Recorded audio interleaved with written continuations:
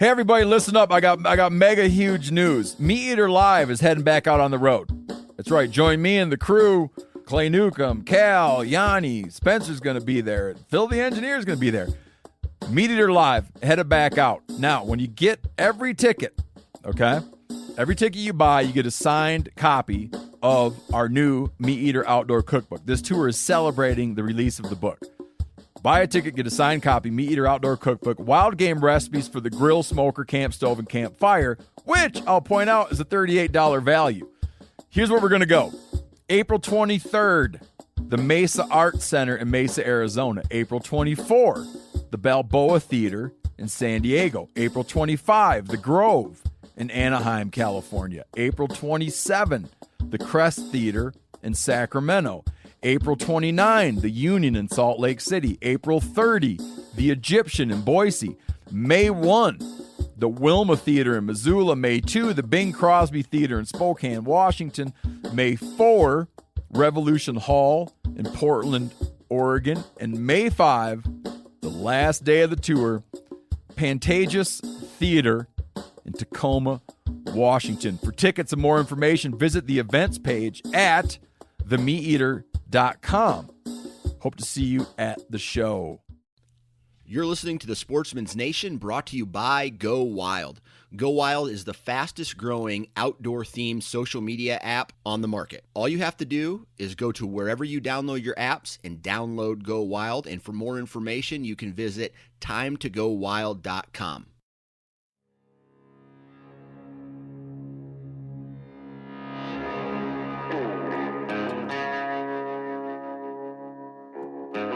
My name is Clay Newcomb, and I'm the host of the Bear Hunting Magazine podcast. I'll also be your host into the world of hunting the icon of North American wilderness, the bear. We'll talk about tactics, gear, conservation, but we'll also bring you into some of the wildest country on the planet, chasing bear.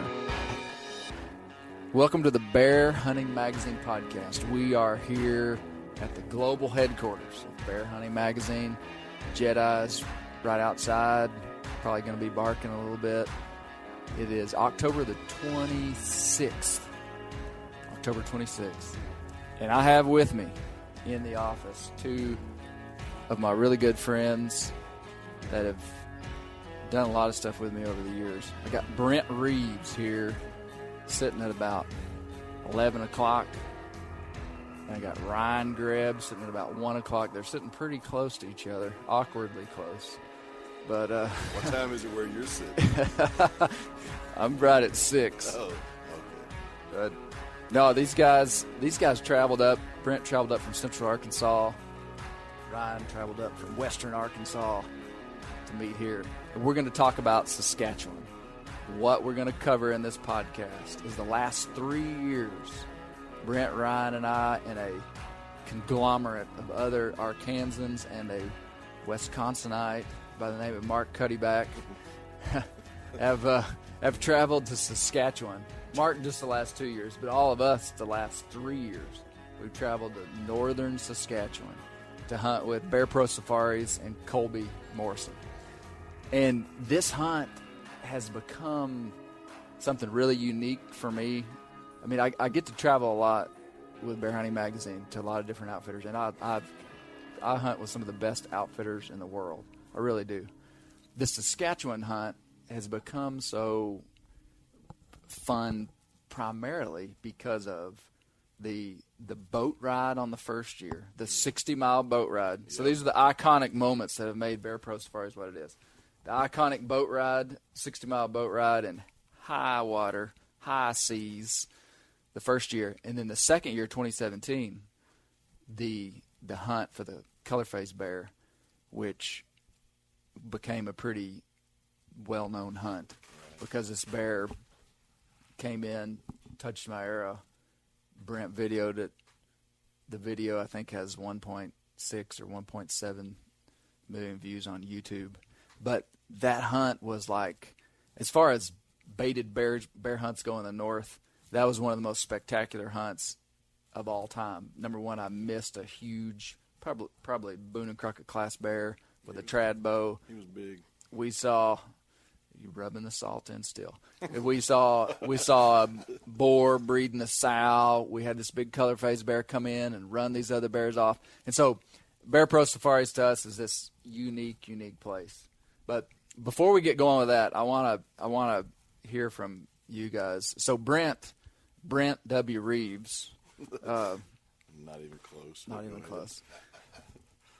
Brent's filmed with me for several years, written some articles for me, done some bear recipes. But Brent, tell us a little bit about yourself. Oh, That's such a dumb question. yeah. Every podcaster asks it. Tell me about yourself. Yeah, like you It's didn't like- already know. Oh, man, I grew up in South Arkansas, and been in, career-wise, I guess, law enforcement for almost 28 years now. And got into the guiding business, the duck guiding business with my brother about, close to 30 years ago, I guess. And we retired from that, and I just got interested in filming, and I've been filming hunts, all over. I've been fortunate enough to be taught by some really good videographers. Me. And then I've pretty well told Clay how to do everything. What Ryan didn't tell him. Yeah, that's right. I kind of started him at first. You finished him up. So, It's true. but I've it's just been a crazy trip, man, as far as what that camera has allowed me to do and the places I've got to go and the things I've got to see and the people that I've met. That was cool, and you talk about that Saskatchewan, the last 3 years. The first year, anytime people experience a near-death experience and all of them live through it, you are brothers for life, whether it's Yeah. combat or in a boat on whatever lake that was, Wollaston Lake, that tried to kill us in Canada. Yes. So it was I was holding on to empty gas cans, like thinking when I end up in that water, I'm going to have my life vest and I'm going to have this jerry can, as the Canadians What call you it. didn't know was I took the lids off of them before you grabbed them. it was, it was 2 boats, right? You were in Kobe in one boat, and it was 3 boats. 3 boats. Yeah, 3 boats. So this was 2016. Yeah. First year we hunted. And First so year, I think. Colby's camp was on the backside of this lake. The moon. It was 55 miles as the crow flies. But we were hugging the inside bank of the lake because we couldn't get out in the middle. I don't know if y'all remember that. Oh, Colby said I it'll remember be everything. it'll be a little bit longer of a boat ride today. We're going to have to stay close to the bank. And I was like, Yeah, we were all like, that was okay, for it's probably a Coast Guard. 30-minute boat ride. Yeah. No, man, I kept looking at my watch and my crucifix, and, and it just kept, it was long, man. It was the longest boat ride ever. Raining. It wasn't pouring rain, but it was. I was trying to fish, but we were running just a little too fast. He was trolling. He had his 5-a-diamond spoon out the side trying to catch a pike. It was So it was that scary. that year was iconic. Yeah. That year I killed a bear on the first day. Yep.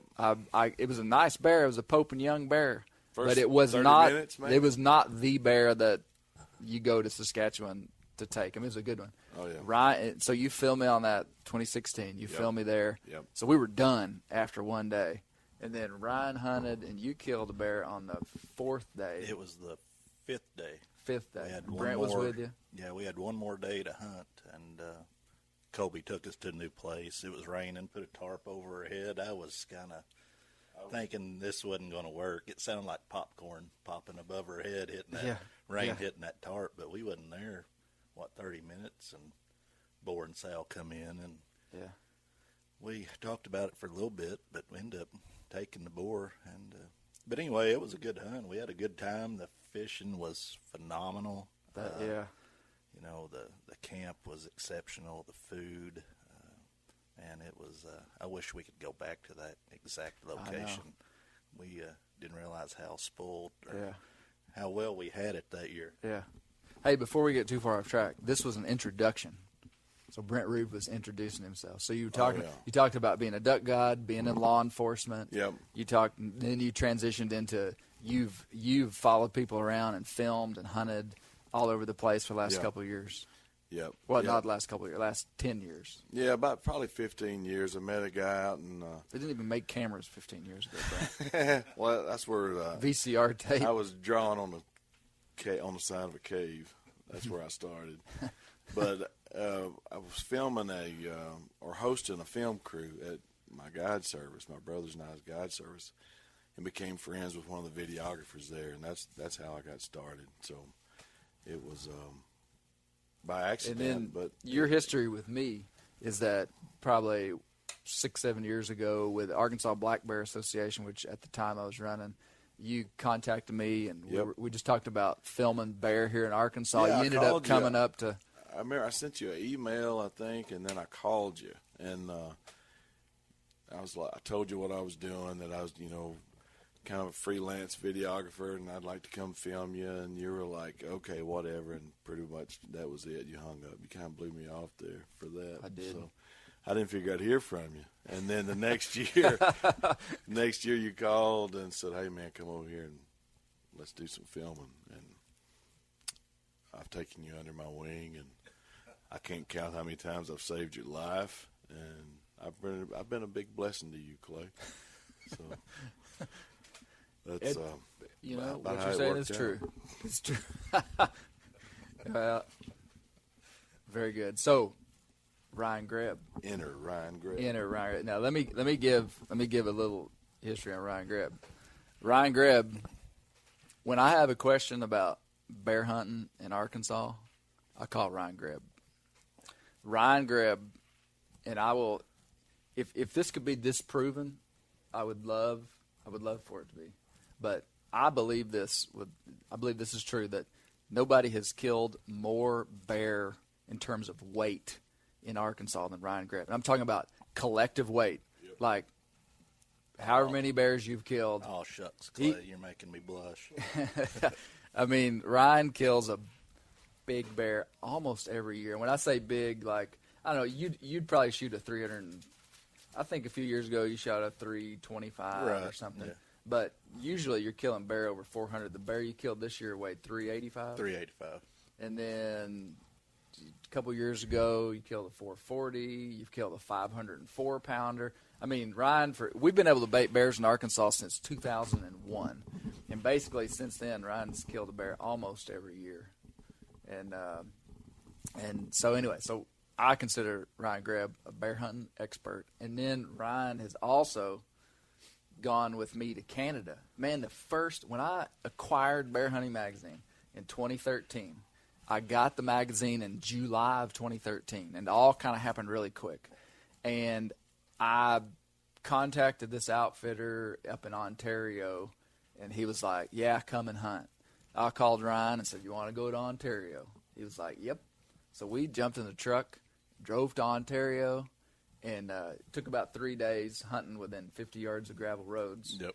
And we killed 2 bears, and the one that I killed was, I think, the biggest bear they had ever seen in the camp in their life. I mean, these guys were shocked when we showed them the bear. I mean, because Ryan and I, we were like, man, this is not good. I mean, Ryan could hear them, Jason Aldean playing in the trucks, actually, windows of the going trucks by, and down. I could sing along what was on the radio. I mean, they were close, so it was no wilderness hunt, and but we were. It was a super fun hunt. Anyway, we ended up both killing bears and good ones. Yeah. So that was our first real outing, and ever since then, almost every time I've hunted in Canada, maybe not every year since then, you've gone with me to Canada. I think. Yeah, almost. I didn't go the year y'all went to Alberta. That's right. I wish I'd win on that trip because y'all had big time success on that go around. Oh yeah, that was. You're right. I think every one of you guys killed a couple bears apiece, didn't you? Yeah, that was in 14. Yeah, we killed 3 of us killed 6 bears in a couple days. But so, tell us about yourself, Ryan. I've grown up in western Arkansas and kind of cutting my teeth, just bow hunting growing up, Fort Chaffee, wildlife management Don't area. tell them next where door. you hunt, man. Yeah, it's not a secret anymore. But You killed all the big deer out of there. yeah, but anyway, just I own my own small business right now, but I'm fortunate to get out and hunt quite a bit. And I've met Clay back in, I guess, around 2010, 2010. when you kicked off the Arkansas Black Bear Association. Yep. And fortunate to get to know Clay pretty good, and he invited me on several of these trips, and we've gotten to be pretty good friends over the years and talk I wouldn't probably go that far, but yeah. But anyway, all these trips we go on, we've had a blast with the guys we've got to meet, and I get to aggravate Brent when he's there a lot of times. But also here hunting in Arkansas for bears, and in Oklahoma, we share some secrets and tips, and it seems like I'm always helping Clay get his animals out of the woods. But It's true. But Let me say something about Ryan. If Ryan does something, he is going to be really good at it. If he hand fishes for catfish, he and his crew are going to catch the biggest catfish. If he's deer hunting, he's going to kill a big deer. If he's bear hunting, he's going to kill a big bear. Ryan's just an all-around woodsman, and I have a ton of respect for him. And so it's been fun to travel. yeah, it is. Yeah. Well, okay, so we got these guys introduced, and Ryan's been on a couple episodes of Bear Horizons. Brent's been on episodes of Bear Horizons. So Bear Horizons, for those of you who don't know, is our bear hunting show that's on Carbon TV. It's mainly on YouTube at this point, but this is our 5th year at Bear Horizons. So these guys have been on and off through there for a couple of years. But so now to the topic at hand is Saskatchewan. Here we go. And let me start off by, for somebody that doesn't know much about bear hunting, which us being from the South, 10 years ago, I didn't know a thing about spring bear hunting. It never really entered my mind other than I knew that I wanted to go. I knew that it would be fun. It was like, hey, it'd be fun one day to travel up north in the spring of all times and go on a big game hunt. I mean, that was like far off. And I just envisioned like maybe one day I'd go one time and kill a bear and just be, have this great time. Well, now this is something that I'm doing every year. And to be able to hunt a big game animal in the spring with your bow in May and June is something that you don't get to do. There's a few sheep that you can hunt, but how many of us can afford to go on a sheep hunt? Right. In today's culture, where guys are becoming more and more passionate about year-round hunting. I mean, used to when my dad, who was as hardcore a hunter as there was on the planet, man, he didn't start thinking about deer hunting until about September the 1st. Right. I mean, you just didn't do it. That's when you started shooting your bow. And then as I got a little bit older, they started shooting 3D archery tournaments in the 90s, and so it kind of became a little bit more of a year-round thing. But now hunting is like a year-round passion for all of us. We're thinking about it. We're on social media. We're yada, yada, yada. Well, that's where, to me, spring bear hunting plays in a major play for the hunters, and southern hunters even particularly, to be able to escape the heat of the South and go up north, to me, is something that absolutely would be hard to replace. It is so stinking cool to leave Arkansas in late June. That's when we go to Saskatchewan. Late June, and travel 30 hours, whether by plane or whether we drive. Brent and I have driven the last 2 years. We'll talk about that. But get up there, and it's like, I mean, it's cool. Well, you're building crisp. a fire. Everybody's sitting around a fire. We're headed in. It's June, late June. It's almost as hot as it's going to get in Arkansas, and we're packing our winter clothes to go hunting in Saskatchewan. Your little pink union suit that you bring every year, you look really cute. I've got it on now, just in case we were going to go up there today. So, to me, that's one, back to the point here, fellas, that's one of the coolest things about that, is being able to just leave here and go there. The last 2 years, Brent and I have driven. It's 30 hours up to northern Saskatchewan. And we usually break up the trip. We stop in North Dakota And fight. and fight. What are we doing? You know what? I tell you what. This is like really neither here nor there, but on the way back, on the way there, Okay. when you get into Canada, and southern Canada is like these big crop fields and flat, and it's like, to me, the color of the sky kind of changes, and like you feel like you're there. It's so nothing like you think. like the next 10 hours, it's like you're home. Yeah. On the way back home, when I feel like I'm home, is when I get to Kansas City. Yeah. And then you start driving and you start seeing all these like, what am I trying to say? All these like Ozarkian restaurants. Like, I just feel like I'm home. We stopped at a little gas station on the way back. When we stopped at that little, the little like Cracker Barrel looking, Yeah. I'm like, man, we're home. Road trip, 30-hour On the road way trip. back, yeah, when you can get Chester chicken. That's it. In the gas station, you're Sweet home. tea. Yeah. Sweet tea. Lord, don't get me started about sweet tea. Yeah. It is an anomaly if you can find it anywhere Yeah. Very far overseas. north. Yeah. So spring bear hunting is truly unique. So when we go up to northern Canada and Saskatchewan, the cool thing about what Colby's doing is that his hunts are boat-based hunts. Yeah. So he's on these big water systems, and in the lakes up in Canada, this wouldn't be. It's kind of unique because these lakes and rivers kind of like flow. Well, the rivers flow into the lakes, and then just on the backside, the river flows right out of the lake. So you never really know if you're in a lake or a river. I mean, even though they're named typically, but these big water systems, and some of these lakes are going to be huge. I mean, like 50, 60 miles across in the case of where we hunted a few years before.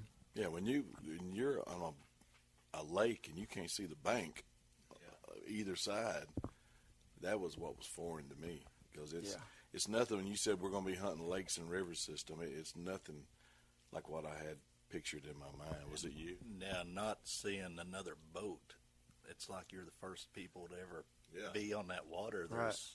There's nobody. It's, Right. You know, it's like a different planet out there. Yeah. You actually feel alone. I mean, if something happens, you're thinking, how am I going to get out of Nobody's this? going to come find me. Yeah, I'm done.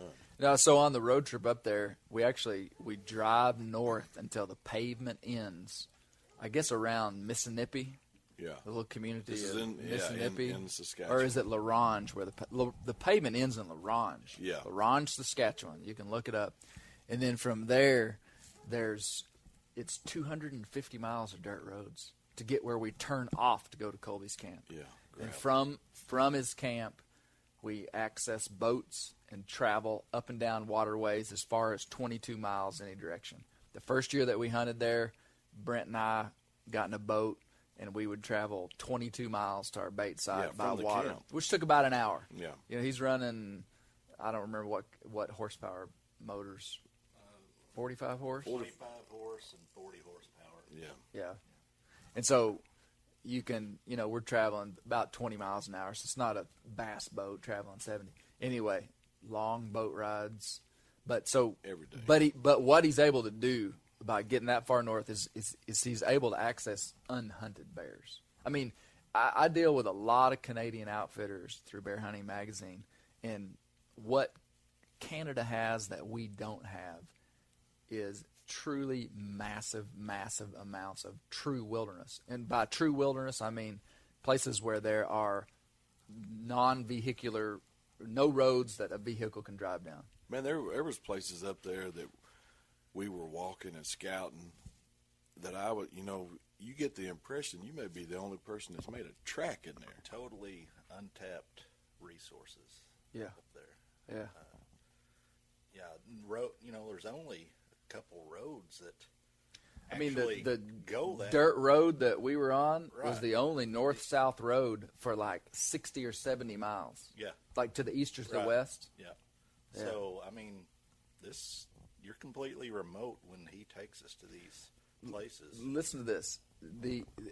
Jim Sessions told me that in the United States, the furthest that you can get from a road and be sitting in wilderness and as the crow flies, the closest road, like the furthest you can get away from a road, is 36 miles, and it's near the headwaters of the Yellowstone River in Wyoming, and so that's 36 miles. Right. Okay. In Canada, places like that are everywhere. Yeah, I that's mean, a town. 90% of the population of Canada lives within 100 miles of the U.S. border. I've heard that statistic before. Yeah. And then Canada goes forever north. I mean, it's a huge country, and there's just nobody that lives up there. Yeah, well, you think also, not only roads, but I think back over the last 3 years, and I've been keeping up with it, man, I paid attention to it. You don't see a commercial jet fly over. No. Yeah. If you see an airplane there, or aircraft of any kind, it's got floats on it, and it's taking somebody fishing. Yeah, and that was rare. Yeah. Hey, when I was in Alaska, talking about wilderness, when I was in Alaska, I've been to Alaska twice, South Central Alaska. You'll have flown into this river system in Alaska. You boat-based hunt there as well. And there is hardly a moment when you cannot hear a bush plane flying overhead. Right. I mean, I'm serious. Like, in all the videos and stuff I do, you can't hardly talk for all the bush planes. I was there And 2 years ago. It's a little distracting because you're having this wilderness experience and constantly bush planes. And, I mean, that's the method of travel in Alaska. Right. And the time of year that I was there was when a lot of people were hunting, so it was a busy time. But, I mean, it was like you were in the wilderness. Yeah, you were probably the only one within miles of where you were sitting on the ground, but in the air, there were planes all over the place. It's not like and that. not taking anything away from Alaska, but by golly, the most remote place I have ever set foot was the first year, 2016, when we drove the boat 60 miles to the camp. I mean, far. and that's when you or somebody brought up, hey, there's not even commercial airlines flying over. Yep, And, exactly. and I mean, that was true wilderness. Yep. True wilderness. And that's a commodity that, I mean, as we continue to move into the current time that we do with the encroachment of civilization, the loss of habitat, urban sprawl, populations of humans are increasing. It's like wilderness is really something that is valuable. It's valuable to humans, valuable to wildlife, valuable to the planet. Anyway, to go on a spring bear hunt in northern Canada, you get to partake of that. Yeah, that's I mean, just it's like- one piece of the puzzle. Absolutely. You get to partake of that. And there's also something really unique about being really familiar with the world that you live in. Like, all of us are outdoorsmen, and I mean, we're connoisseurs of this Arkansas outdoor life that we live. We really are. Right. And to go up there and to really know nothing, you know what I mean? Like, I'm asking Colby, like, what kind of tree is that? I mean, like, I feel like the city people that, come with me somewhere and they see a white oak and they're like, what kind of tree is that? Oh, all three of us have spent our whole lives in the woods and gone, adventures, hunting or whatever. But that place up there is like testosterone and steroids out of baby. I mean, you can't describe it really. And it is not majestic beauty. Like, I've had a lot of people say, well, is it beautiful up there in northern Saskatchewan? It's absolutely beautiful. It is not majestic beauty. Majestic beauty would be, I would define it like Rocky Mountain beauty, big grand vistas and rock formations and stuff that's just really, really visually appealing. This to me is like a rugged, nuanced beauty.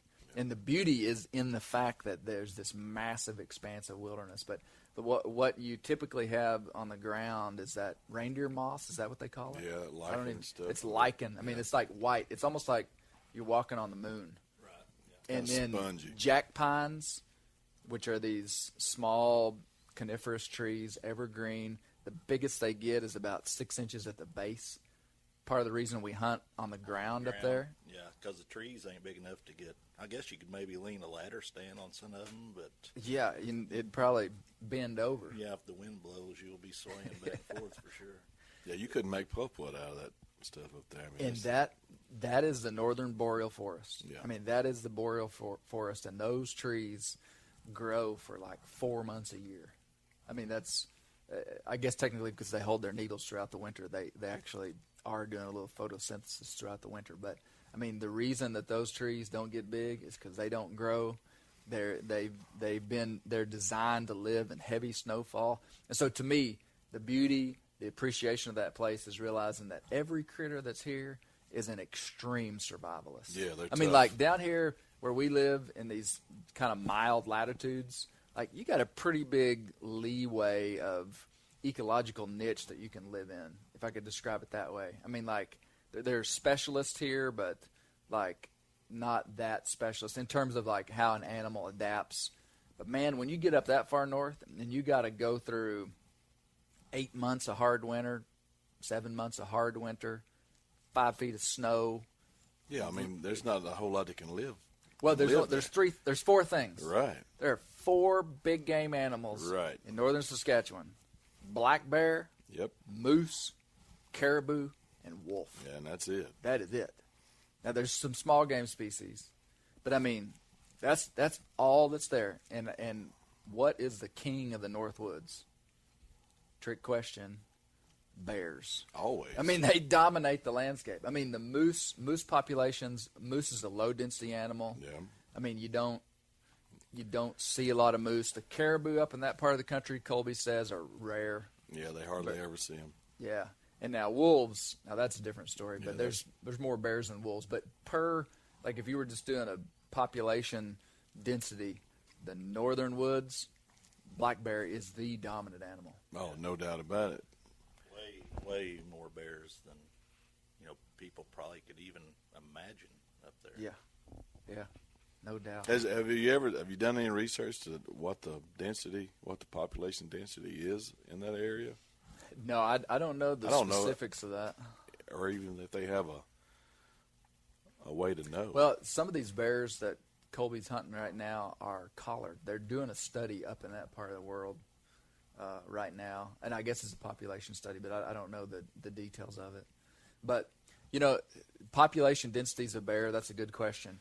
Like a high population of bears is one bear per square mile. Right. High population of deer is like 45 deer per square mile. So when we say, oh man, there's a high population of bears there, we say that relative to other things. Like, a high density of bears in Arkansas is like 1 bear per square mile, which that's a good bear population. And it's actually the same up there, if not even. There's just so much ground that there's bears are spread out, and bears are low density animals. Right. They're not like white-tailed deer. They're not a herd animal. They're not gregarious. Right. But there's a ton of bears up there, and we see exaggerated. Our situation is a little exaggerated in that we're hunting baited bears. So these bears are coming in from a lot of different places. But those bears don't act like they do in Arkansas either. No. Well, these bears too are places Colby's accessing that has probably never been hunted, never been baited. In fact, next year he's going to a totally different water system that's probably never been bear hunted before ever. Yeah, that's something that was hard for me to grasp when you told me how big the area is that he hunts. And it was... I can't even remember, to be honest with you. It was over 100,000 square miles. And it may have been twice that much. Yeah. It was more than an outfitter could hunt. Oh, gosh, yeah. Yeah. In a lifetime. Yeah. And so, and I'll say, as this pertains to other Canadian outfitters, Colby is not unique in that situation. I mean, these Canadian outfitters have vast areas that they can hunt. And most of them, a lot of them, are the only people that are hunting them. I mean, so, just as a plug for other outfitters as well, there's a ton of outfitters that have some crazy good wilderness And hunting. there's only certain ways to access a lot of this. A lot of it you can't, there's no way to get in there to hunt it. Yeah, you couldn't drive. Yeah. You couldn't drive. You could fly in a float plane. Everything in Canada is accessed by water because they're it's a glacial formed region. So you look at a aerial photo or satellite photo on Google Earth of any of those Canadian provinces, and it is littered with lakes, river systems, unbelievable amount of water that's flowing out of Canada. Yeah. And so that's the way they get in there. They don't have dirt roads that just little pig trails that go every direction up there. Yeah. So we have established that this is a wilderness hunt. Yep. That being said, we drive to our camp. The last 2 years, we've driven our pickup trucks right to camp. Yep. This year, we stayed in wall tents. The year before, we stayed in these little wooden takedown cabins that Colby made. And the government actually wouldn't let him use those this year because of fire danger. And they were afraid those things would burn. And he needed to be able to evacuate quickly. So they said, you can't have those semi-permanent structures. And so we had wall tents. So we do drive right into camp, and then we take the trucks down to a boat ramp and get in there and go hunting. Talk a little bit about the schedule of the hunt, Ryan. Kind of like daily, like a daily routine that we would do. Well, it's you get up there and it don't get. Well, I guess it don't get dark completely, but probably the darkest it gets is 2 o'clock, and the sun's rising by 3 in the morning. So kind of messes your mental state up. Trying to sleep when there's daylight. Coming through the tent wall, but we sleep in the mornings, eat some breakfast, and we'll get out, late morning and do a little fishing. And the fishing is spectacular. Most of these places, fish don't know what baits are. They've never seen tackle. Yeah. But, do fishing, have a good time, hang out with the guys, come back, eat lunch, noonish or so, and then we'll have a little, seem like bow shoot at make sure everybody's, on target, and we gather our stuff, and off we go, in the trucks to get down where the boats are parked. And, some guys ain't got as far as boat ride, but some of us are going, seem like to the other side of the earth to get to some of these. Yeah, some of the really good baits are within 2 or 3 miles of where we're putting them. So it's not always, there's not necessarily a correlation with the big bears are way back there. Right. But the thing is, Colby goes up there in the off season too, and looks for these places where bears naturally travel. Some of these places bears have used for generations that are beat down, like these narrow razorback ridge tops. Will have a game trail on it that is beat down like, deep trenches. And, bears travel them a lot. Sometimes they're in pinch points, around the end of a lake or between a marsh and a ridge top or something. But he strategically puts these baits to where guys can, have good success. And that's a key right there. Nothing about what he's doing is based on convenience. No. No. He wants to see his hunters, shoot bears. He loves that. And I thought it's interesting, and I've tried to pry as much as I could out of Colby about how he chooses where his bait sites are. He tries to spread them out, I've noticed, at least 3 to 5 miles apart. Right. That seems to be the trend. And he likes putting these baits in areas where there are bear trails, and there are bear trails up there. Right. Which you don't see that much around here. And he puts them like on waterways. These bears, there's creeks that are, smaller feeder creeks that are running into these lakes and rivers, and he'll put baits up these creek systems.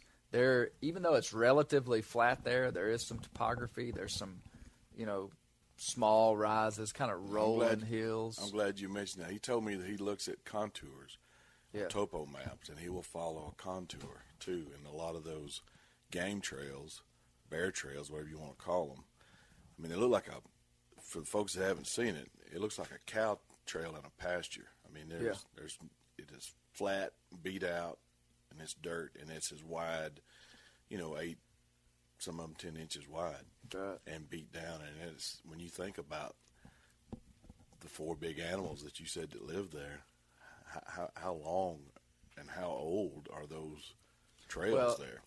You said 100 years. Yeah. 10,000. Yeah.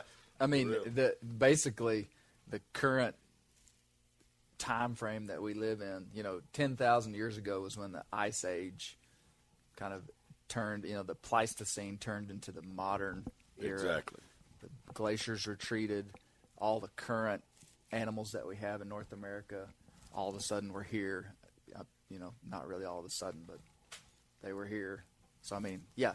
So not much has changed in the last 10,000 years. Yeah. Yeah. It's pretty cool. And this is an unaltered, I don't want to interrupt you, but let me just say this. This is an unaltered ecosystem. Like down here, there is no such thing as an unaltered ecosystem. Nothing is the same as it was 50 years ago. Much less 10,000. That's what's cool about these kind of hunts. Yeah, I was just going to say, some of these baits, they'll, drop the first guy off while we're waiting. We'll throw a cast a rod out just where he pulled the boat up and catch 4 or 5 pike just within 5 or 6 minutes, or walleye or something. It's just you don't find that down here where we're at. True wilderness up there.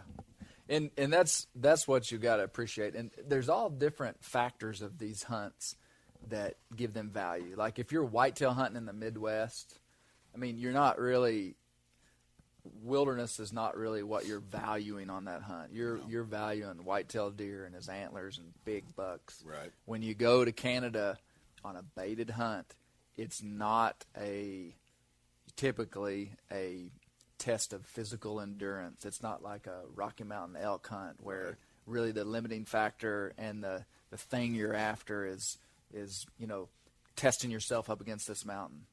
Like every hunt has this angle that makes it valuable. When I hunt right here close to my house, I love it, not because I have trophy deer right here. I love it because I walk out of my house, tell my kids bye while they're playing basketball, jump in my truck, drive a minute, get out of my truck and go hunt and be home at dinner. Right. So that hunt has value to me. This hunt has value because of wilderness. It's not a technical hunt. And I want to talk a little bit about hunting bears over bait because it's massively misunderstood, even in the hunting community. People are like, hunting bears over donuts. Man, don't knock it till you tried it. Come hunt with us and tell us that it's like hunting bears it's a unique hunt, and it's not just for the kill that makes it unique. Well, I had a different opinion of it only because I had never done it. It wasn't a bad opinion. I'm not against it at all. Wasn't against it at all. Right. But I thought, how easy can that be? It's like catching catfish in the bathtub. Well, not that I have catfish in the bathtub. It allows you to be selective on animals. Yep. Too. Them bears up there don't know what we are or we pose any threat. So you can sit back and watch bears for days and most of the time and try to wait on that bear that you're looking for. Right. And that's a massive key for hunting over bait is it allows you to be highly selective. And that's a key for conservation. That's a key for all kind of different stuff. But I was just building this episode of Bear Horizon, which will probably be out about the time this podcast comes out. So go to Bear Hunting Magazine YouTube channel and check it out. Brent Reaves and I, we watched more bear behavior in 6 days of bear hunting up there than the average hardcore woodsman will see in a lifetime. Probably 3 lifetimes.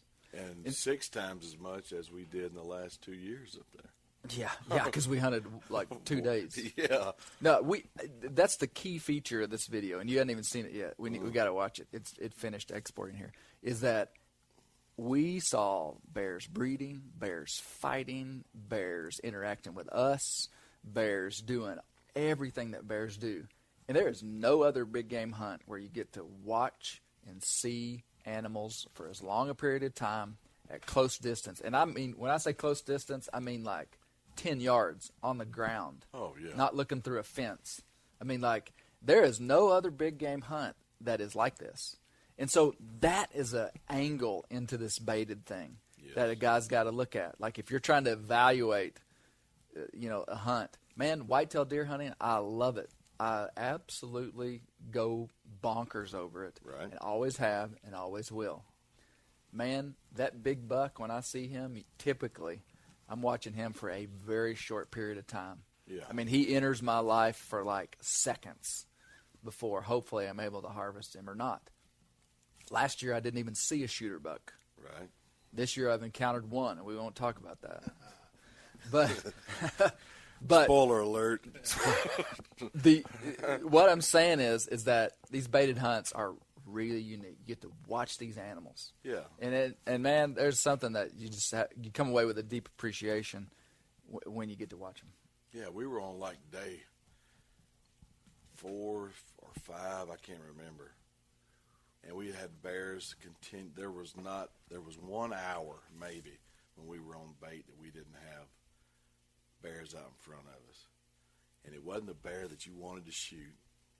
I can remember making you laugh. You turned around and looked at me at one point, and I just said, boring.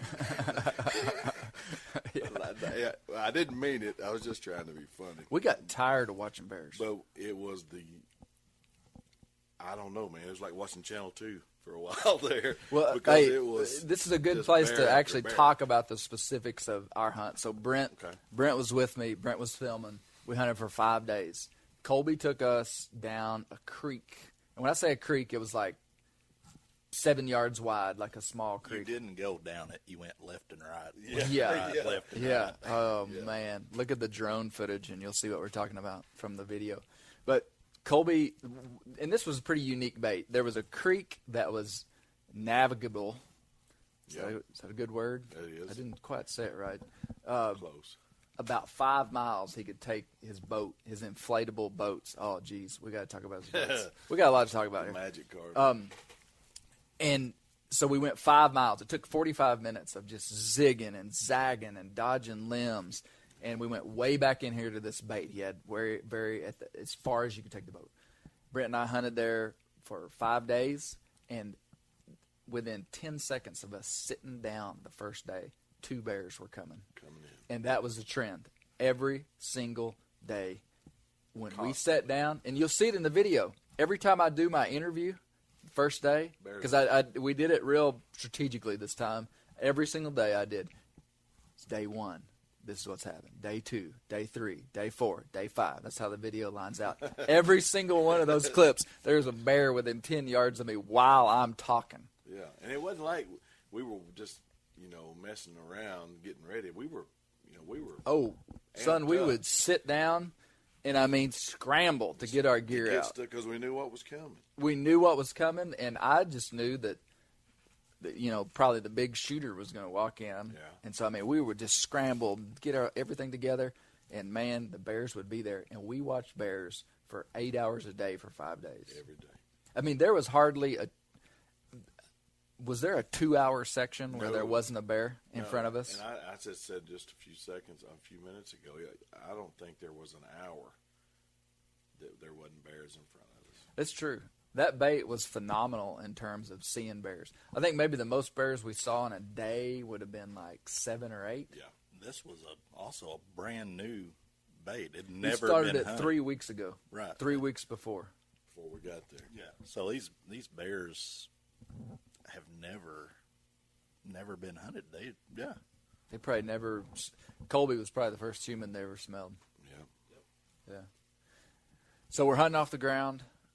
We're just immediately just bears all around us, and so it's late June. The bear rut. Okay. Typically, oh man, we could get into a big deal about the bear rut. Bears have a unique reproductive methodology called delayed implantation, which means the sows get bred in the summer, but they don't start gestation until the winter, or early winter, late fall, once their bodies have decided whether they can rear young or not. Bears are low-density animals, so they need this big, long window of ovulation and ability to breed. So the sows come in. Like a whitetail rut, a doe is in heat for like 3 days. Right. Because she's got to, get bred so that fawn is born at the exact time for highest probability of fawn survival. Right. A bear, low-density animal, if a sow bear had a 3-day heat, she may not get bred. So they have these longer heats, long spans of time. They get bred, and so everything about a breeding cycle has to do with fawn arrival or cub arrival in this situation, right? So when that animal is going to pop out. Well, bears regulate when their cubs are born because that fertilized egg doesn't attach to the uterine wall until a specific time, usually in early November, and the cubs are born hairless, under a pound, in the den in January. Bizarre. You couldn't have thought that up if you were writing a science fiction novel. I'm trying to forget it now. Yeah. So really weird. that brings up I've taken a long road here, boys, to say that June 26th is definitely in the window of bear breeding. Oh, sure. So all these bears are at this bait, and Brent and I just know that any day, any hour, any Gigantor. second, for 5 days, we just know the next flash of fur that we see is going to be this tank boar that we've come to Saskatchewan to hunt. Yeah.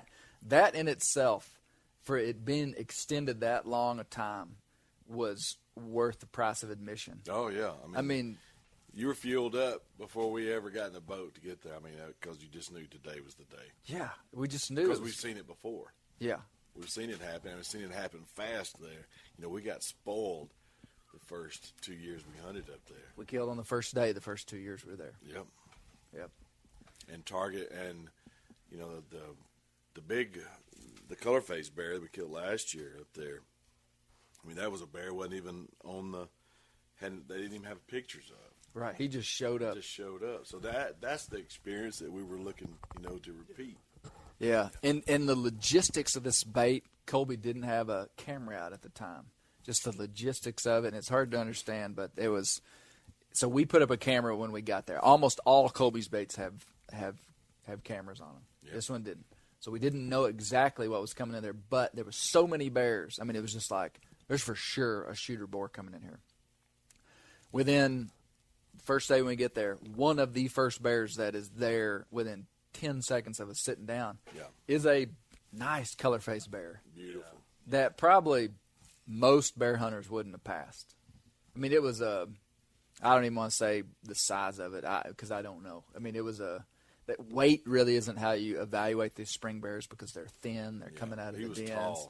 Tall. Long-legged. You can see it on the video. Probably a 4-year-old boar, 3 to 4-year-old boar. I mean, nice bear. Beautiful, like blaze orange color. Yep. You guys have to watch this video again. He's so pretty. Yeah. So this bear comes in like right off the bat, and we basically watch this bear every day for 5 days. And we just keep waiting, and the big boar just doesn't come. Doesn't come. And it doesn't really make sense because the place is covered in sows. And we saw 3 different color-phased boars that were just right. And I have very high standards when it comes to bear hunting. I mean, I do. And so if I was just wanting to take home a good boar, I could have easily done it first day. But I was waiting for a tank, so I went up there, and it didn't come. And that's just hunting. That's just part of it. It wasn't. Everybody was seeing, not everybody. We were seeing big bears. Ryan ended up killing a big bear. Spoiler alert. We're going to get to him. And just to cut to the chase of what happened to me is on the final day. Well, on day 4, Brent, I actually said, I'm not going to shoot that bear today, but I might tomorrow. And what was also in the back of my mind was Brent had a tag. And if I killed early, Brent was going to get to hunt. And so in the back of my mind, I'm thinking, I'd like to get this done. That wasn't why I shot the bear. That was in the front of my mind. That was in the front of my mind if we had to hurry up and get it done. Yeah. And so anyway, the final day, after watching this bear all week, shooting a traditional bow, shooting a takedown recurve, 52 pounds, 28 inches. Man, with a traditional bow, you just can't take anything for granted. Absolutely. Nothing. I mean, and that to me is the way that I have balanced the scales in some way. Every hunt that I do, there's an angle in my mind that I want to limit myself. And on baited bear hunts in Canada, typically I do it with a traditional bow. Yep. It's just the way I want to roll. It's just what I want to do. In Oklahoma 2 weeks ago, when I killed the big bear, I did not want the weapon to be the limiting factor of that hunt. Right. The limiting factor of that hunt was just getting that bear in front of you. Yeah. So some people are like, why don't you use a trad bow, Clay? Man, I love trad bows, and that's my primary weapon right now. But every hunt has a little different angle. And that's the beauty of hunting, is you can cherry pick where you want the limiting factor to be. Yeah. And so shooting a trad bow, and, hey, I made a bad shot on the bear. I mean, what was so hard was that we'd watched this bear for so long. It was such an easy shot, probably 10 yards. And the truth is we can watch the video again. I hit the bear at the back edge of the scapula, which is the shoulder. So I hit him about 3 inches high and just slightly forward. And if it had been lower, it would have been really, it was only about that far high. You guys will have to watch the shot. But I smacked that bear right in the shoulder, and he ran off with my arrow. And the bear is still out there being a bear today. Yeah. I mean, it didn't get any penetration. It just stuck in that scapula. And, man, I got to say all the things that I got to say here. It was a terrible experience. It made me evaluate all the different things that, was I practiced up? Was I ready mentally? And all those questions, it all just boils back down to just human error. Yeah. I mean, you can't win them all. I'd actually been on an amazing traditional archery streak. That was the first bear I've ever shot and not recovered, ever. Yeah, I remember us talking about that. One bear in all these years of bear hunting. I've never lost a bear. And actually been on a tremendous streak with whitetails and bears with a trad bow. And this is what I told Misty, my wife. I said, if you ride bulls, you're going to get your teeth knocked out. Right. If you shoot a traditional bow, you're going to miss stuff. I mean, it just comes with the turf. It was a roller coaster, you know. That whole time we sat there, and when he comes in and you decide, okay, we're going to do it, you know, and we're rolling video, and man, it is some of the best stuff I've ever shot. And it was from all the different actions and of the bears that we got, bears being bears. And then we decided to, you know, pull the pin on this thing and get it done. And it just didn't work out. It was, it makes you appreciate more the times that we had before, the success we had before, because you know, we appreciate. I mean, I think about those hunts all the time, and how much fun we had, and the interaction we had with each other and the bears, but even though the kill is not the reason you travel up there, you know, it's everything combined. Right. But it was, you know, it was a letdown, and it was a letdown. It was a life lesson and a hard one. Yeah. But the reason you can't appreciate the good unless you get some of the bad. Yeah. Well, the year before that also, everybody in camp, I mean, it was done. Yeah, everything worked. Everybody killed 5 bears in, I think, 3 days. The weather was great, yes. I mean, it really made you appreciate how good the hunting was before. Right. And the hunting was excellent this time, you know, and, you know, sometimes the shot just... We struggled. Right. So... Well, listen to this. You know the old adage, and I've heard it in a few places even in the last few days on social media. Don't shoot anything on the first day. Right. Wait. Is that right? Don't shoot anything on the first day you wouldn't take on the last. No, don't pass anything on the first day you wouldn't shoot on the last. Yeah. I passed this bear on the first day. Shot him on the last day. And I walked away with a bad taste in my mouth from that. I truly did. It just didn't feel right. And I kind of evaluated my motivations for shooting that bear. You know, it really wasn't what I came up there to shoot. And I shot him, and it didn't turn out right. And let me tell you how I applied this into my life later. Is the exact same thing happened in Manitoba in August. Is that on the first day of the hunt, first day I hunted, I filmed the guy the first day. I had a color-phased bear come in that probably 2 people in North America would have passed. You was one of them. Me and Ryan. I was waiting. I really wanted a big, heavy, like 400-plus pound fall bear. Right. This bear was gorgeous, and I passed him on the first day. And then because I felt like the hunt was going to be pretty easy, we're seeing a lot of bears. And anyway, the last day came, and the outfitter was like, "That bear is coming in there. He's still there. If you want to go hunt him, you can." And I knew that if I went in there, I would shoot that bear. And it was a bear that anybody would have been proud of. And I actually regretted not shooting him on the first day. Okay. But because of that Saskatchewan deal, I said, no, I ain't even going back in there. Put me over on this other place we hadn't even been, where there was a bear that I really wanted, the type of bear that I really wanted to hunt was there. And I went over there to that bait the final day of the Manitoba hunt, sat there and never saw the big bear. Came home with a tag in my pocket. And so I actually felt good about that. I really did. You kind of evened it out. Yeah. Yeah. It did. It felt good to come away losing because I lost twice. I mean, I went to Saskatchewan, came home with a tag in my pocket. Went to Manitoba, passed bears, was playing it conservative. Yeah. Came home with a tag in my pocket.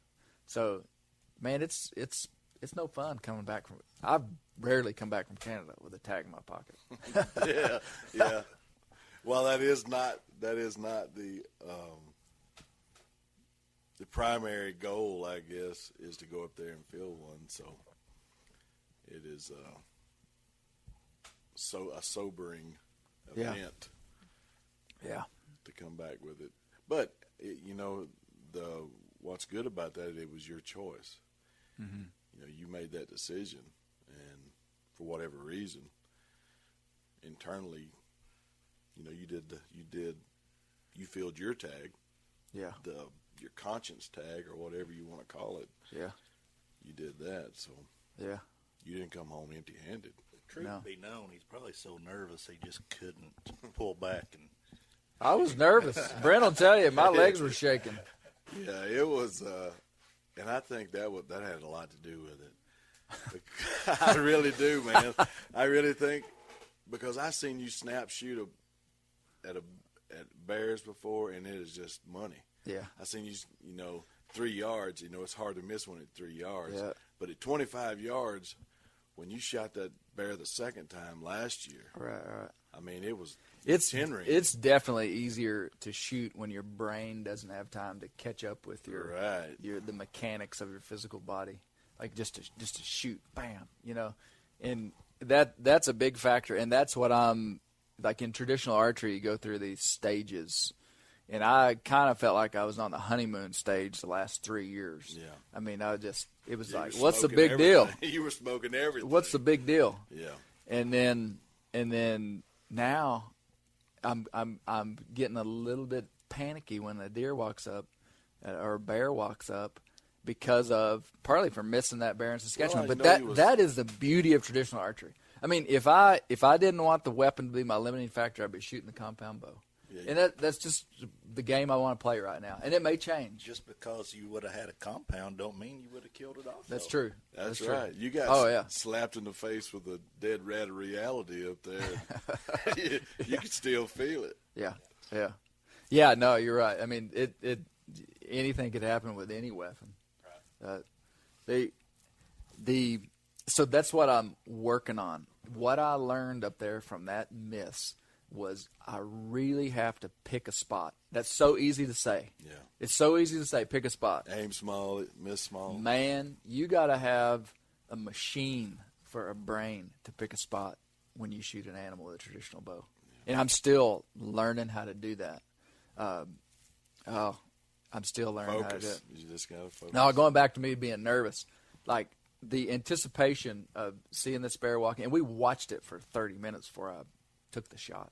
Oh, yeah. And I mean, Minimum. I was nervous as a cat, and I tell you what, I do love that I still get excited when I shoot a bear, and Well, you also add in the fact that regardless of the outcome, the world is going to know one way or the other because I'm sitting back there with the camera filming the whole thing. And as soon as I did it, I knew that I could not make an episode about it. Yeah. I knew that I could not, I had to come out with it and hopefully somebody will learn something from this. And nothing else, just it is reality. What it is. Make fun of you about it. Yeah.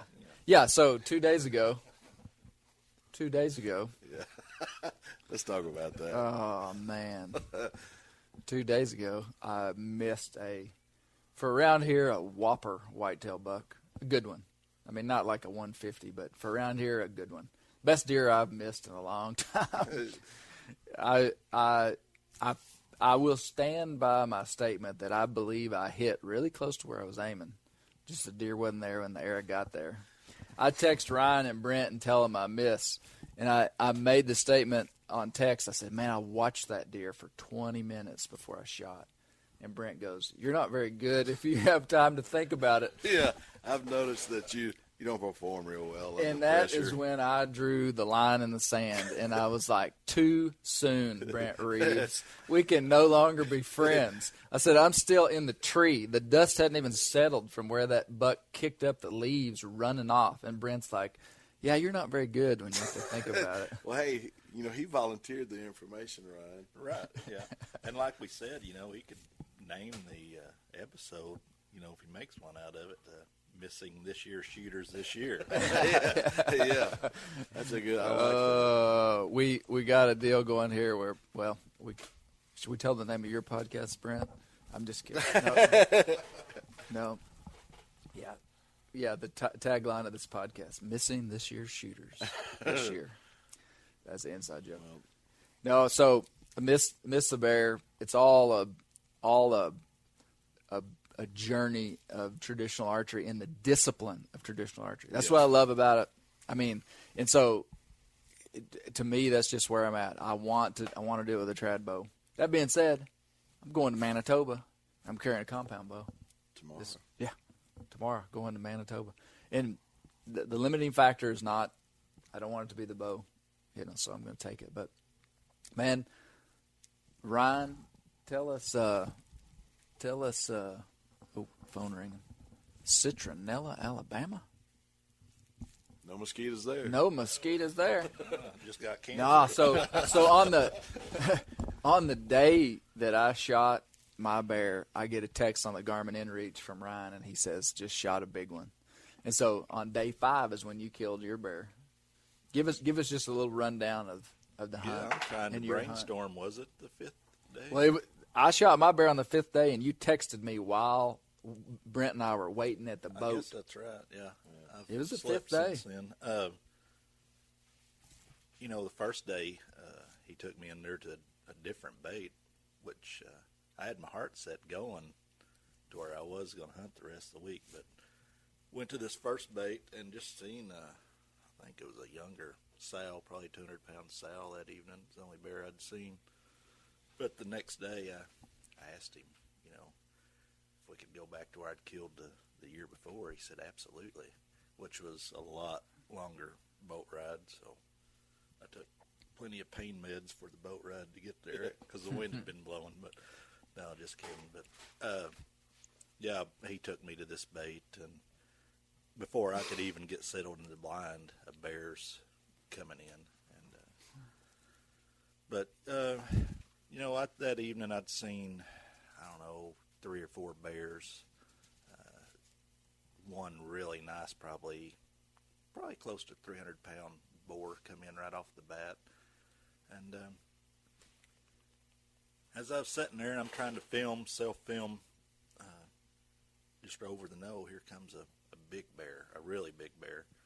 Comes in, commits to the bait, and about 25 yards, and he just does not give me the right angle But in the meantime, I've got this other boar circling within arm's reach, so I'm trying to shoot him, out of the While blind. you're looking over your Right, shoulder I'm because there's a throwing- bear trying to sniff you over here. Yeah, I've got a whopper just right out front that I'm waiting to get broadside, and this other one's, in my pocket, and I'm throwing sticks at him. But anyway, this bear, I never get a shot at. It ends up running a smaller bear off the bait and just kind of disappears for the evening. And which that first day was what, a day? Was that a Tuesday? Monday was the first day. Yeah, Monday was at the other bait. Tuesday, I didn't get a shot. Wednesday, that same bear come in, and The smaller bear. no, the bigger bear. Man, I've messed my days up. Yeah. I don't remember. But anyway, I end up getting a shot at this bear I'd seen the day before, which was a big bear, and I end up whiffing, shoot right under him. I forgot about that, Ryan. Yeah. Now we can talk about Ryan Right, missing yeah, with a yeah. compound bow. And you know what's Whoa. weird is everybody in camp just shot and shot and shot every day. Yeah. So everybody's dead on, and I don't know how, but I shot just low, and I was sick about it. Hey, and let me just tell you, I was shocked when I heard that. I mean, Ryan Greb doesn't miss bears with a compound bow off the ground. Yeah, it was. I was down and out, but he wasn't that scared. And what's worse than that is he ended up coming back in later that evening, and he stayed hid behind the barrel, wouldn't give me the right shot again, and finally he goes to mosey off at about 30 yards, broadside again. I shoot right under him, and I'm ready to I just feel go really drown good that we're myself out going to in the end the lake. podcast on this. Yeah, this is great. Yeah, but I got that. yeah. I forgot it too. I forgot you missed it twice. I remember you missed it. I'm glad because y'all haven't been giving me a hard time. Oh man, round 2 starts today. Yeah, but I think it was the next day, wasn't there maybe an hour, and a really nice bear comes right in. We'd actually moved the barrel up there just a hair closer to me. At 30. I'm doubting myself, Yeah. And but anyway, this other bear comes right in, does what I want him to, and I mean, I just center punched him. He actually ran a half circle behind me and died just dang near right where they pulled the boat up. But also, while this is going on, I'm filming the whole week, self-filming, and get all the spectacular footage. I shoot this bear, think, man, I've really done something, and as I'm doing a little post-hunt interview there, I noticed that the red dot's not The old on red this light. The Yeah. old red light. And needless to say, I didn't get any of the kill shot. Oh. The bear coming in, the shot, anything, and I It would have been a full episode of Bear Horizon. Yeah, You robbed the people. I did. I thought I'm leaving Canada without a scalp because you was going to take a hatchet to me. Oh man, it was like getting somebody kicking sand in your eyes when you were down. Yeah. Because Ryan was like, I killed a big one. I was like, yes, at least we got one good bear. Ryan's filming, and then like 10 minutes later, he said, but I didn't get it on film. Oh, Yeah, let's hear it for the cameraman. I wish I had it hey, over, man. your last year's video that you self-filmed has 120,000 views on YouTube. Yeah, It was incredible. yeah, that was a good hunt. Same spot. Same Same spot. place, yeah. Yeah, it looked- Probably could have been some of the same bears you saw. might have been. The bear I ended up killing this year, I had not seen that bear that whole week, the previous Wow. 2 or 3 days. Okay, so. see, I didn't realize that was a new bear. See, that's what's so unique about this kind of hunting is that we set on just a red-hot bait for 5 days and never saw just a whopper bear. You set on a red-hot bait, and there were 3 whopper bears. And by a whopper, a 300-plus pound spring bear is a big bear. Yeah. And the big one that you missed was probably in the 400-pound range. Yeah, he was probably pushing 4. Okay, pushing 4. Yeah, so I mean that's a monster bear. spring bear, monster spring bear. And then the one you killed, how big you think it was? I want to say it was 325. You Yeah. know, time was winding down, and I mean it was a good bear. It was a heck of a bear. Right, and you know, I just decided to see if I could miss that one too, but Yeah, I ended up hitting him right where I needed to. yeah. So it was an awesome hunt that Ryan was in. He was in his favorite little spot over there. Did really good. Had a lot of action. And then the 6th day, final day, Brent was up to bat. And here was my deal. I shot that bear on the 5th day and actually had another full day to hunt. And I just didn't feel right about it. In Saskatchewan, I could have continued to hunt. Yeah. Still had an unfilled tag. But I told Brent, I said, my hunt's over. I'm done. You're up to bat. And so Brent actually went in where you killed your bear. And I knew for sure we were going to get a bear. Oh, Yeah, man. I did too. I had a good feeling. I had a great feeling. I mean, we had one full – I mean, all it takes up there is an afternoon. And that bait had been destroyed from the day before. Yeah, I couldn't believe it. It We was sat for smashed. 6 hours and saw one bear that wouldn't even hardly come into the bait. Yeah. And so it's just – you just never know. So Brent got to hunt one day. Yep. And he could have shot this smaller bear that was there. Yeah. But it just wasn't what we were after. Yeah. So Let's go back. we're going to have to go back, I Okay. guess. Brian didn't know if he's going to go. You're about out of arrows. Yeah, I'm gonna have to get some new arrows. Yeah. Well, it was a phenomenal hunt. Bear Pro Safaris, Northern Saskatchewan, and we're probably going to end up back there this year. Yeah. Some conglomeration of us. We're not sure. Ryan's not sure if he can go. You know, what I'd like to say is there's nobody doing what Colby's doing up there that we're aware of. That's, you know, a lot of these outfitters, you know, it's places it's baited year after year after year. Right. Some of them may not be that far from, you know, access road or something, but Colby takes you somewhere away from, you know, the norm and puts you on fresh bears, and he don't take no shortcuts. And Yeah.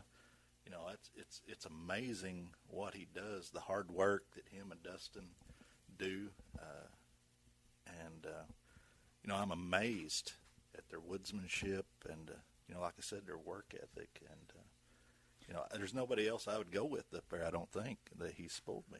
Yeah. Man, I have a ton of respect for all these bear outfitters. It's a tremendous amount of work.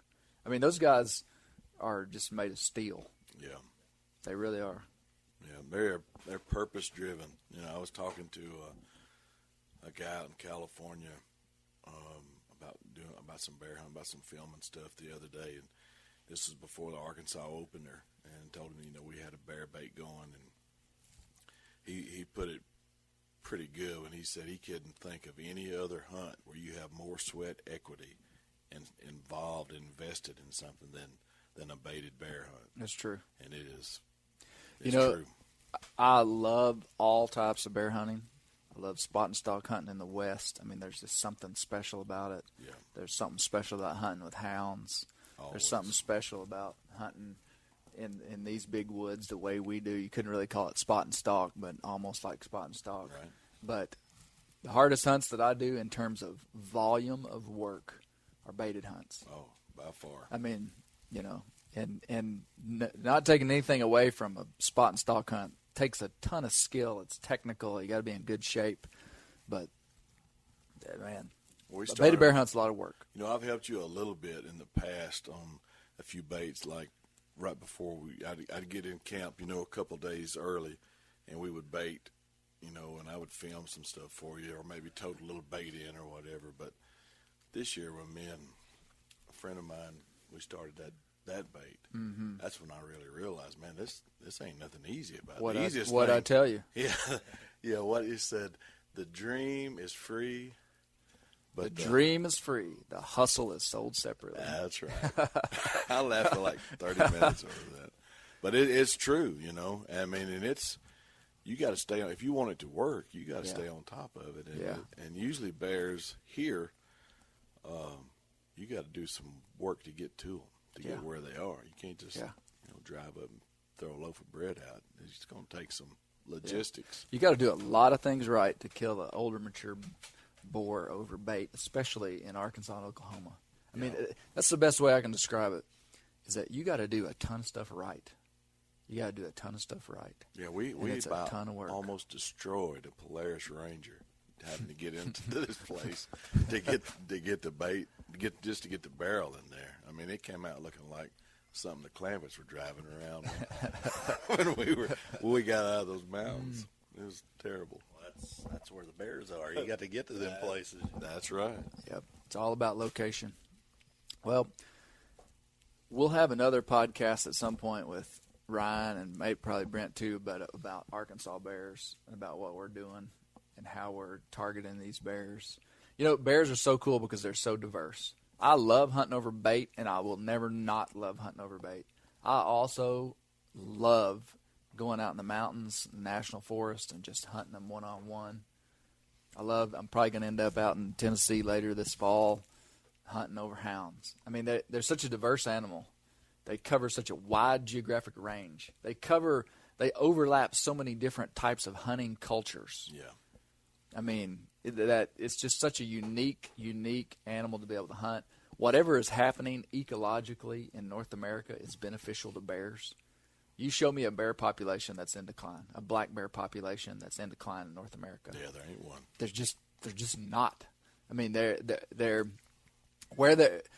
expanding every direction out of Arkansas into eastern Oklahoma, southern Missouri, western Mississippi, northern Louisiana, northeast Texas. Hey, I grew up in southeast Arkansas, and if you wanted to see a bear, you had to drive a long ways away. Yeah. And I got a buddy who works for the U.S. Fish and Wildlife Service down in Felsenthal National Wildlife Refuge. You want to see a bear, he'll just go out and show you one. They're covered in bears. They're everywhere. Yeah.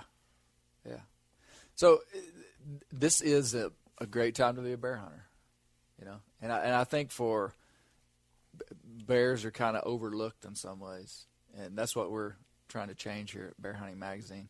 And we're trying to educate people too about the conservation angle of this type of hunting. I mean, spring bear hunting is strategically happening during fawning times. So you take a bear out of that population, that's one less bear that's going to be able to target a moose fawn or a caribou fawn or a whitetail fawn. I mean, we use the meat.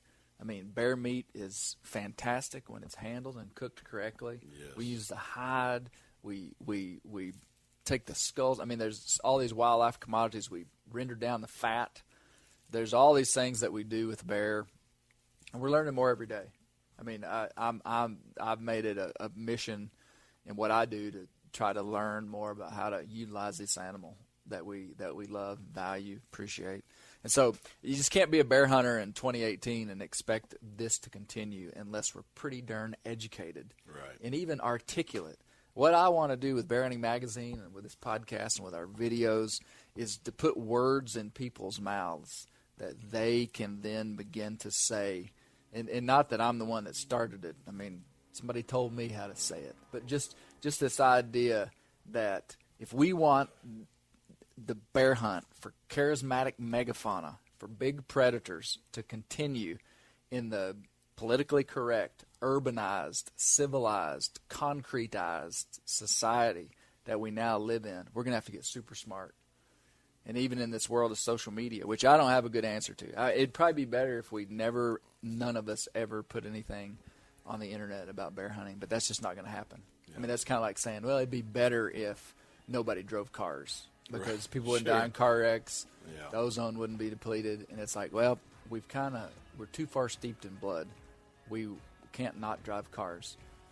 The world knows we bear hunt, so we might as well get educated. And our goal is to put out some quality media that has a solid perspective on bear hunting. And we want to portray it as it actually is, and the right way to what we think is the right way to do things. Which for the species and the sport. The species being first. Yep, that's right. That's right. Well, hey, check out the Bear Hunting Magazine YouTube channel and watch this episode. It's going to be the most recent episode about Saskatchewan. I don't even know I hadn't even named it yet. Swing and a miss. Swing and a miss. Swing. Too soon, brother. But you'll be able to watch this episode. Hey, check out our print magazine. Shameless plug, man.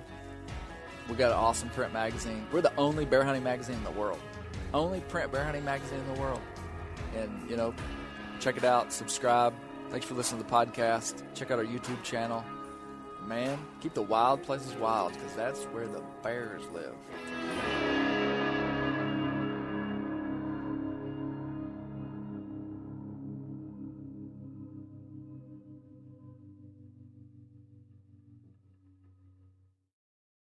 Hey everybody, listen up. I got mega huge news. Meat Eater Live is heading back out on the road. That's right. Join me and the crew. Clay Newcomb, Cal, Yanni, Spencer's going to be there. Phil the engineer's going to be there. Meat Eater Live headed back out. Now, when you get every ticket, okay? Every ticket you buy, you get a signed copy of our new Meat Eater Outdoor Cookbook. This tour is celebrating the release of the book.